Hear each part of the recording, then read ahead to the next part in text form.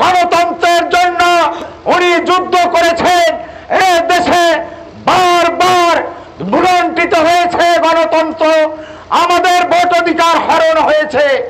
এ দেশে বাংলাদেশ জাতীয়তাবাদী দলের ধারক এবং বাহক রাষ্ট্রপতি শহীদ জিয়াউর রহমানের নেতৃত্বে এবং ওনার সহধর্মিণী আমাদের মমতাময়ী মা দেশনেত্রী বেগম খালেদা জিয়ার নেতৃত্বে এই দেশে গণতন্ত্র আবার পুনরুদ্ধার হয়েছে এই আগস্ট জুলাই মাসে বিপ্লবের মধ্য দিয়ে।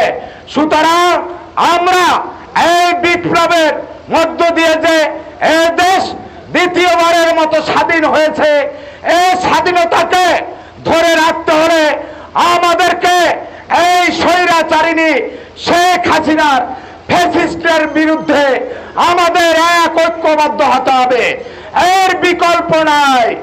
আমরা বিএনপির নামে আমরা এখানে দাঁড়াতে পেরেছি। আমি যদি বিএনপি না করতাম আমার এখানে দাঁড়াবার মতো কোনো পরিচয় হয়তোবা হতো না। আজকে আমি পরিষ্কারভাবে আজকে এই জিয়া রহমানের শাহাদাত বার্ষিকীর এই আলোচনা সভার মধ্য দিয়ে সকলের উদ্দেশ্যে বলতে চাই, আসুন আমরা সকল ভেদাভেদ এবং দলের মধ্যে অনৈক্য গ্রুপিং বাদ দিয়ে আমরা ঐক্যবদ্ধভাবে এই ফ্যাসিস্টদের বিরুদ্ধে আমরা ঐক্যবদ্ধ হই এবং আমরা আগামীতে একটি স্বাধীন এবং গণতন্ত্রের মাধ্যমে একটি ভোট দিতে পারি, সেই জন্য আমরা ঐক্যবদ্ধ হই। আমরা ঐক্যবদ্ধ না হলে আমাদের দেশনায়ক তারেক রহমান, আমাদের দলের ভারপ্রাপ্ত চেয়ারম্যান দেশনায়ক তারেক রহমান এ দেশের আসার সম্ভাবনা কম হবে।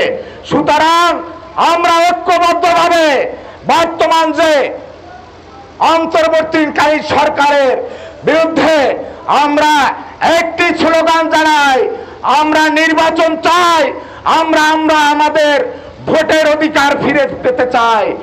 আমরা চাই এই সরকারের মাধ্যমে আমরা যেন একটি স্বাধীন সুষ্ঠু নির্বাচনের দাবি জানাই।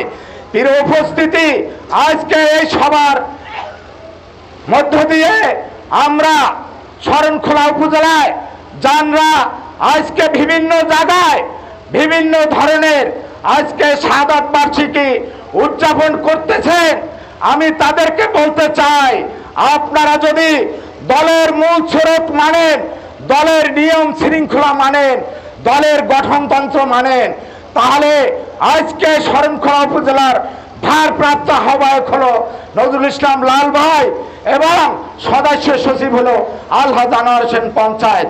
তাদের নেতৃত্বে আমরা সকলে মিলে যদি আজকের এই শাহাদাত বার্ষিকী উদযাপন করতাম, তাহলে আমার মনে হয় আমাদের এই শাহাদাত বার্ষিকী আরো সুন্দর ও সফল হতে। আজকের এই সভায় সকলের প্রতি আমি অনুরোধ করব।